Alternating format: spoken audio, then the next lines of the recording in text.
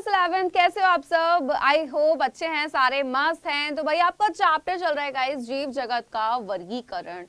ये जो चैप्टर है भाई अब हो चुका है खत्म, यानी कि आज है इसका लास्ट लेक्चर। फिर हम स्टार्ट करेंगे एक न्यू चैप्टर को। ओके, तो भाई ये जो आपका चैप्टर था, सबसे पहली चीज मैं आपको बता देती हूँ आज हम पढ़ने के वाले हैं।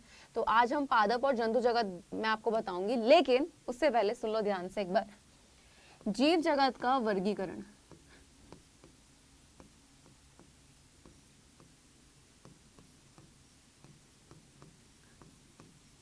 ठीक है। आपके 5 जगत थे, आपको बहुत अच्छे से पता है। नंबर 1 आपका मोनेरा था, सेकंड आपका प्रोटिस्टा था, नंबर 3 बेटा आपका फंजाई यानी कि कवक जगत था, 4th पर आपका आ जाता है बेटा पादप या जिसको हम प्लांटी भी कह देते हैं, एंड नंबर 5th पर आ जाता है जंतु जगत। ठीक है, क्लियर है?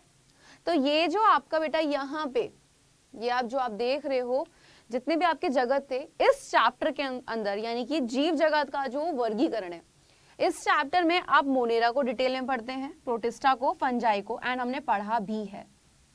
इस चैप्टर में पादप और जंतु के बारे में ज्यादा डिटेल में नहीं आता। क्यों? क्योंकि आपका पादप जगत, जिसको हम वनस्पति जगत भी कहते हैं, इसका अलग से चैप्टर है।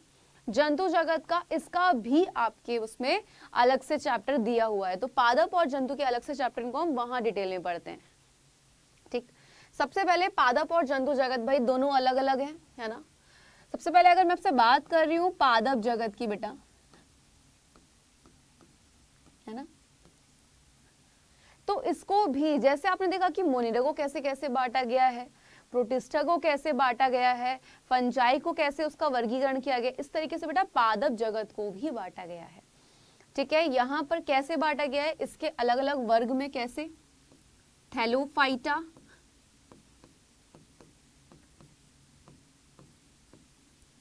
नंबर 2 पे मैं बात करूं आपका ब्रायोफाइटा, नंबर 3 टेरिडोफाइटा,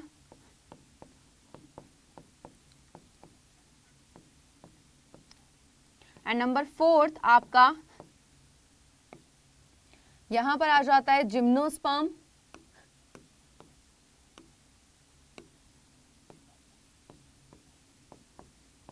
जिसको हम बोल देते हैं बेटा यहाँ पे आपका अनावृत बीजी, एंड नंबर 5 पर आ जाता है आपका एंजियोस्पर्म, इनको आवर्त बीजी भी कहा जाता है। ठीक है, तो पादप जगत को भी इन में बांटा गया है, एंड आपका जब हम चैप्टर पढ़ेंगे वनस्पति या पादप जगत, वहां पे आप इनको डिटेल में एक एक करके पढ़ेंगे। क्लियर है?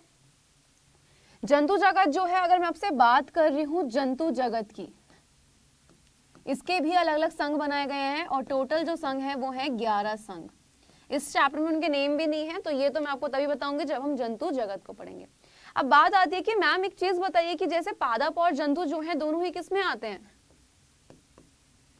हाँ जी, पादप और जंतु दोनों ही आते किस में है यार? दोनों ही आपके ये आ जाते हैं यूकैरियोट्स में। ठीक, दोनों के दोनों यूकैरियोट्स में आते हैं। फिर आप सोचोगे मैम इनमें आखिर मेन डिफरेंस क्या है, इनको क्यों फिर अलग अलग बांटा गया है?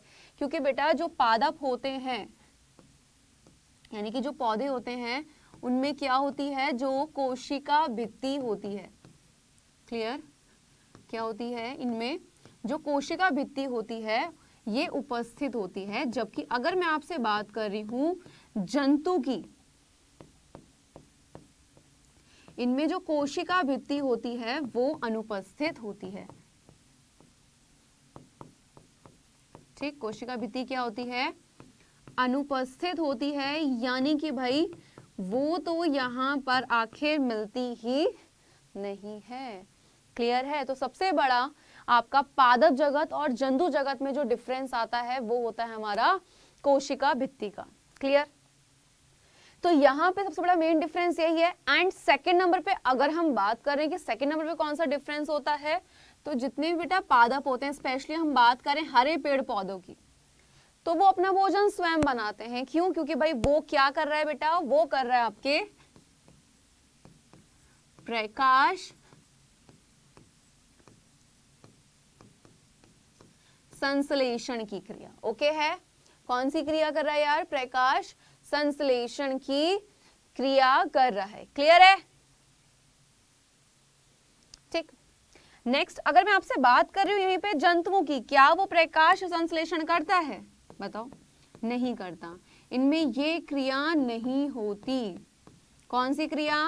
क्रिया नहीं होती। कौन सी नहीं होती है बेटा? प्रकाश संश्लेषण वाली क्रिया नहीं हो रही है। ये दो मेन आपके डिफरेंस हो जाते हैं, किसमें? पादप में और जंतु में। और इन्हीं के आधार पर इनको बांट दिया गया है अलग अलग तरीके से कि भाई ये जो है ये हमारा पादप जगत, ये हमारा जंतु जगत। क्लियर इतना पॉइंट? अब यहां पर इनको पढ़ना है हमें डिटेल में। जैसे कि मैंने बताया, पादप जगत को भी अलग अलग वर्गों में बांटा गया है और जंतु जगत के भी अलग अलग संघ हैं। कौन से संघ होंगे, कौन से वर्ग होंगे? तो हम यहाँ पे पादप को पढ़ेंगे पहले। तो नेक्स्ट चैप्टर जो आपका स्टार्ट होगा वो होगा वनस्पति जगत, जहां पे thallophyta, bryophyta, pteridophyta, gymnosperm and angiosperm, इन सबको हम पढ़ेंगे डिटेल में। तो नेक्स्ट आपका स्टार्ट होने जा रहा है एक न्यू चैप्टर, यानी कि जब आपको नेक्स्ट लेक्चर मिलेगा तो वो एक न्यू चैप्टर से होगा। ठीक है। एंड मैं आपको बता दूं, अब लेक्चर जो है वो थोड़े आपको लेंथ उनकी, यानी कि आप जैसे बोल रहे थे, एंड अब मैंने बोला था कि भाई आपका जैसे जैसे आपके लेक्चर, जैसे जैसे चैप्टर आएंगे, चैप्टर पे डिपेंड करता है बेटा कि किस चैप्टर का लेक्चर कितना मिनट होना है। फॉर एग्जाम्पल एक टॉपिक है 5 मिनट का, मैं आपको खींच रही हूँ 1 घंटा, कुछ फायदा है उस चीज का? नहीं, आपका भी टाइम वेस्ट है। जो चीज आप 5 मिनट में सीख सकते हो, क्यों हमें 10 घंटे लगाने उस पर, है ना?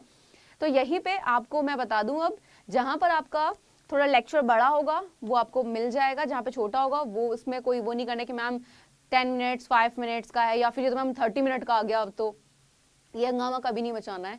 आपके बेटा जिस अकॉर्डिंग वो लेक्चर होगा मैं आपको वो प्रोवाइड करूंगी। ठीक है। अब बड़े लेक्चर भी मिल सकते हैं, छोटे भी। ठीक है, क्योंकि अब जो चैप्टर आ रहा है वनस्पति और जंतु वाला, ये थोड़ा डिफिकल्ट, मैं बता रही हूँ। स्टार्टिंग के 11th के 4 चैप्टर जो है, फर्स्ट तो बहुत ईजी है, सेकंड में थोड़ी दिक्कत आती है, थर्ड एंड फोर्थ में फिर तो बहुत बच्चा इंटरेस्ट लेके पढ़ता है, क्योंकि यहाँ पे सारे प्लांट्स के बारे में पढ़ना है, एनिमल्स के बारे में, क्या लक्षण होते हैं ये वो। लेकिन आपकी एक चीज मिल रही है आपको कि भाई आप यहाँ पे जो भी चीज पढ़ रहे हो आपको पता है कि एक प्रॉपर वे में चल रही है। लेक्चर आप लाइन से जब ले रहे हो लेक्चर्स को, तो आपको फायदा हो रहा है कि आपके नोट्स बन पा रहे हैं। तो बस अब जब हम नेक्स्ट लेक्चर में मिलेंगे ना, तो आपको फायदा यही होगा कि भाई आपका एक न्यू चैप्टर होगा, और जो मैं बता रही हूँ पॉइंट वो लिखते चलो। लेक्चर बड़ा मिले छोटा मिले उसको पॉइंट नहीं बनाना। ठीक है बेटा, चलिए फिर मिलते हैं नेक्स्ट लेक्चर में एक न्यू चैप्टर के एक न्यू लेक्चर के साथ। तब तक के लिए bye bye and take care.